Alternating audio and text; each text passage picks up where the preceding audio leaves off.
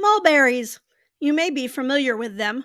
Many people consider them trash fruit, but they are fabulous trees to have in the home orchard and an easy fruit to forage.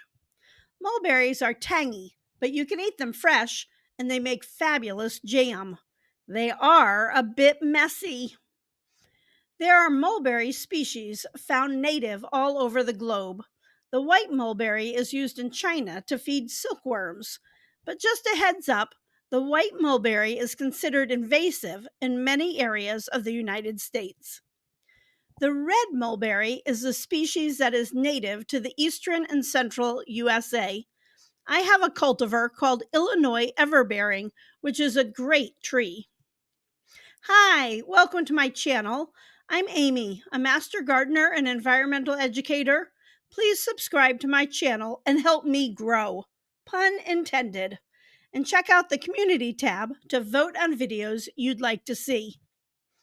Mulberry trees are hardy and resistant, making them a great choice for the beginner gardener. They can tolerate a variety of soil types and are relatively pest and disease resistant. And guess what? They do great in heavy clay soil.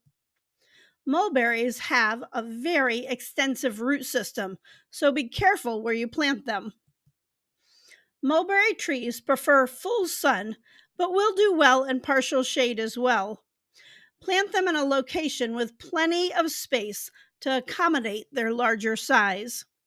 Keep the soil around mulberry trees consistently moist, especially during the first year of growth. 2 to 3 gallons per week for the first year is good. Once established, mulberries are fairly drought tolerant. However, keep an eye on plants that are fruiting and have a higher water need. A story of just how hardy mulberries are. I had a tornado go through the farm back in 2017 and took down a fence in my favorite mulberry tree. But the tree continued to grow and produce berries, laying here at an angle. I first read about growing mulberries as a way to keep songbirds from eating my cherries. Birds love them and will choose mulberries over cherries. And if you are interested in growing fruit to attract songbirds, plant a red mulberry. In addition, squirrels, foxes, and deers love them. So make sure you share. Mulberries are also a host plant for the mourning cloak butterfly. If you are foraging, look for mulberries in the woods, along creeks, and city sidewalks. They are often found in local parks. Red mulberry leaves are dull dark green and have a sandpapery texture. They are usually 4 to 8 inches long and have dense teeth and a pointed tip.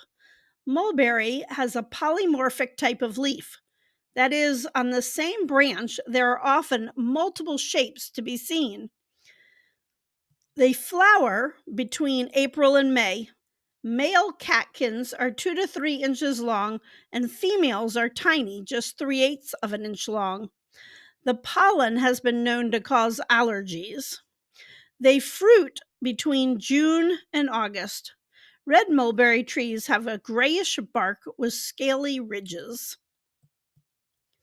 Many city and county parks will let you forage mulberries on public property, in part because the berries become quite messy and people complain if they get the juice on their shoes. Avoid over-harvesting to ensure the trees will continue to thrive and allow wildlife to get some as well. If you have chickens, they will appreciate a snack of mulberry fruits. Be sure to only pick ripe berries that come off the stem easily, as unripe mulberries can be tart and less flavorful. Using a basket or container with a wide opening can help you collect the delicate berries without crushing them. The berries do crush well and are great for juicing and winemaking. I like them in smoothies for the summer. I hope this video was helpful. Check out my other videos on gardening and wildlife conservation. Thanks for watching and have a super fabulous day.